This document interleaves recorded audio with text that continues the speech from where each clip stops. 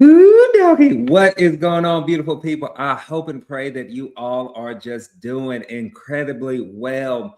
As you can tell from the title, we're going to be talking about one of my absolute favorite topics. That is talking to sellers. And I'm going to share with you my framework on how you can close like the cowboy. So this is something you don't want to miss, y'all. Before I dive into it, please like, subscribe, comment.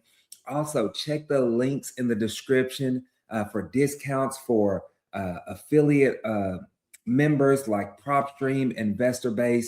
And if you're interested in mentorship and joining the community, y'all, the links and all of that stuff is down below. Now, let's get into the meat and potatoes of things, right? So, when I got started in real estate investing, I realized that if I wasn't making contact, I wasn't getting contracts, right? And I soon found out that many people are terrified about talking to sellers when they're getting started in real estate investing, okay? This typically seems to be one of the most scariest things for new investors. So, if you feel that way or you agree, put it in the comments below. But I want to break down my simple framework on things that have served me well over these years when it comes to talking to sellers, okay? Now, full disclosure, when I got started in real estate, I was an introvert, okay? I was a truck driver. I didn't know how to have conversations with sellers. I didn't have any sales experience, but I worked on it, right? I sharpened my axe. And this is what so many people are unwilling to do. One of my favorite quotes from Abraham Lincoln was, if you give me 6 hours to chop down a tree, I'm going to spend the first 4 sharpening my axe. So I want you to know that you need to spend some time sharpening your axe, okay? Start actually reading some books on communication. Start reading some books on talking to sellers and how to negotiate. 2 books that I have every single team member read, and 2 books that I recommend every single one of my community members that I mentor or coach read. It's a must. Never Split the Difference by Chris Voss and Exactly What to Say by Phil Jones. I highly, highly recommend these 2 books, okay? Now, as we get into my framework on talking to sellers, I want you to know that the number one thing that I focus on when I'm talking to sellers is I focus on serving, period, right? I believe that if you want, no, let me change this. I know that if you want longevity in this industry, focus on serving, y'all. And you know what's crazy when we start to focus on serving, it alleviates any pressure of you needing to be this grandmaster closer. It alleviates any pressure of you needing to have all of the right words to say, right? Like focus on serving people at the highest level.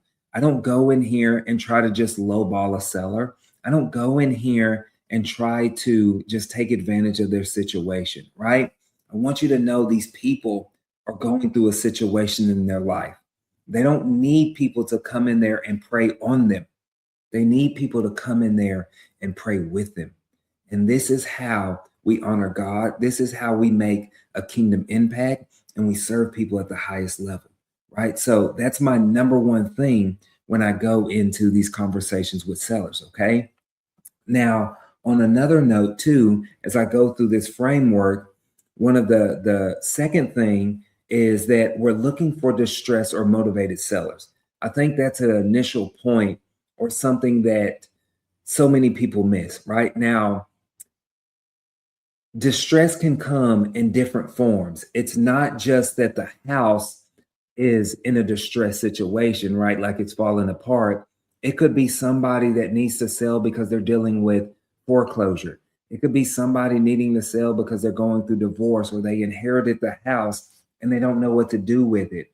Or I had a dad that needed to sell his house because his daughter's financial situation or his daughter's financial aid fell through and he didn't want her to take out a student loan. So he was selling one of his properties to pay for her tuition. Do you see the distress that he was in? Right? And he needed to sell that house. So it could come in so many different levels of formats, right? And so when you're talking to a seller, we try to identify that distress or that situation that they're in, okay? And we do this by moving to a very simple introduction. Y'all, this is my introduction for sellers. Hey, Mr. Seller, my name's Clifford. I'm calling about your property on 123 Main Street. I wanted to see, would you be open to a cash offer on that property? Yes or no, right? Do you see how simple that was? In literally less than 30 seconds, that seller knows who I am. They know what I want. They know why I'm calling, right? I didn't beat around the bush, because think about this from your perspective. Have you ever had somebody call your phone and you were a little like leery from a number you didn't recognize? You probably looked at it like, I'm not really sure here, right? So the same thing applies. So when they grace you with the presence of answering the phone, get to the point. Don't beat around the bush. That is literally, I'm giving you literally my intro. By the way, this framework is framework that I go over with some of my mentor members, okay, my community members. So that's literally the intro to it. So if you're wondering what to say, that intro doesn't matter if it's a pre-foreclosure list, a probate list, a tax delinquent list. It's always the same across the board. The intro doesn't change, right? And then now if that seller comes back and tells me, hey, Clifford, yes, I'm interested in selling, right? Now we move to the information gathering phase, right? Remember, I need to figure out why they're interested in selling, okay? This is where we want to gather as much information as we can about that seller, about their situation, about the things that they're going through. Fun fact, we're going to spend 80% of the time listening, and the seller's going to be doing 80% of the talking, okay? And then we're only going to be doing 20% talking, right? And we don't actually talk a lot about the property. I want to know what they're going through, how they're dealing with certain things.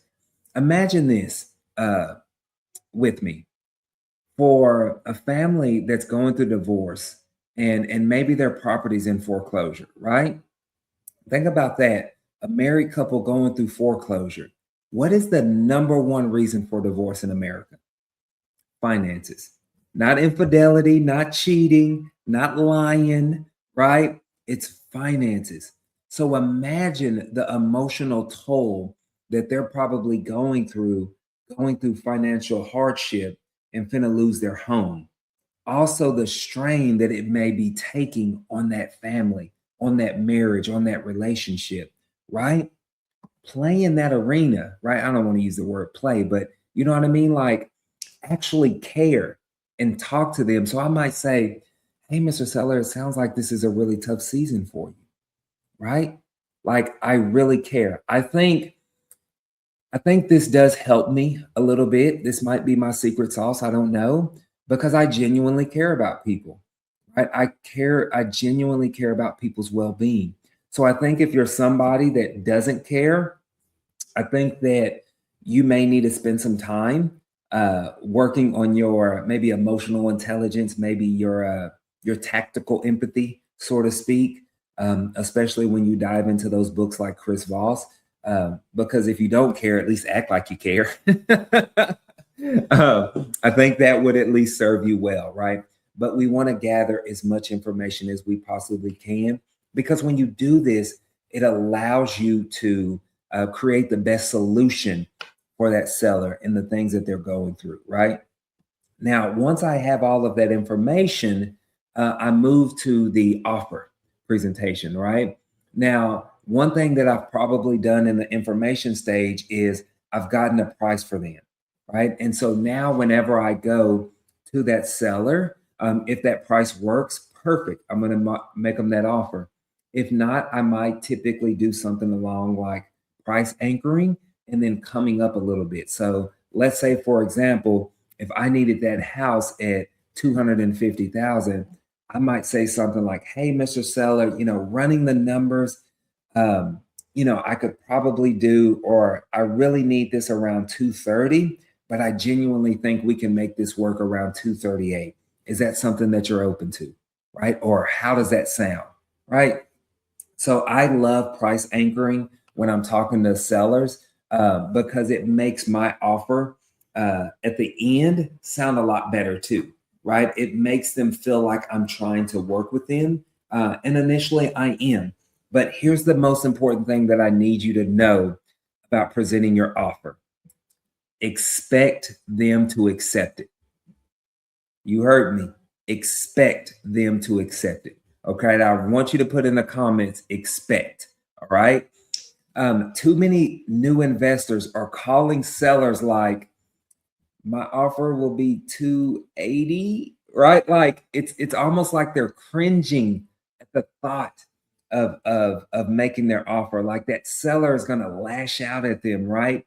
And they're not, right? Remember, you are providing a solution to the thing that they're going through. So say that with excitement. When I'm talking to a seller, I will literally say, hey, Mr. Seller, guess what? Your offer actually came back higher than I was expecting. It looks like we can offer around 238, right? So you can say it with excitement. Expect them to take that offer because you don't want them to feel like they're missing out. When you come with that type of energy, like, uh 238, I don't know, like I can't really explain it. There's some stuff that goes on there, but just know that you need to have some excitement around your offers and expect them to say it. But when you do this and you start to have a solid introduction, when you're gathering the right information and you're presenting your offer with excitement, you end up having some very happy sellers in the long run and become an amazing problem solver and an amazing real estate investor, y'all. So I pray that this was valuable to y'all. Follow this framework so you can start closing like the cowboy, and I'll see you on the next one.